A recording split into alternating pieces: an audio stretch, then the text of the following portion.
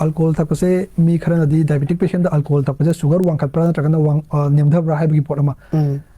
diabetic sugar patient da akoina alcohol thakpase sugar se nemdhaiba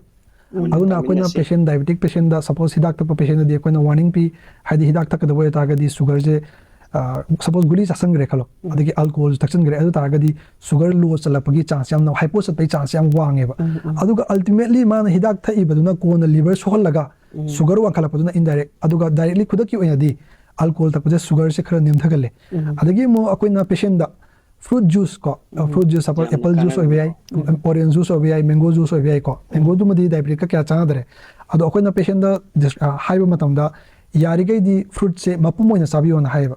hadi for example orange se mapumoina masung yauna pulak oina saba juice semdoktoba karigino haiba tamda hojiki orange da mapumoina sargadi magi maprang fiber se yawe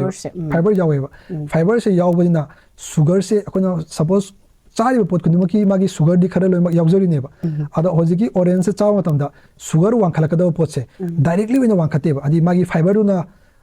Fazal होरगा sugar से कोई EMI की type ता तम तमना मचित मचित वांखलेबा अदुना sugar से suddenly कापखतेबा कोइनो Saina fruit चाप से अदो once fruit से जूस सेमदोखरबा अउ तारगदि मागी फाइबर से लोइमा काइग्रेबा मही दुदंग लौखरबा फाइबर दो लोइमा काइग्रेबा ऑरेंज मागी होजिकी कोमला अमा चाबदा मागी होजिक मपुम अमा चाबदा फंगिबा सुगर की चांगदुगा जूस अमा थोदोकपददि जूस थकिबा जूस ओंथोकिबा सुगर दो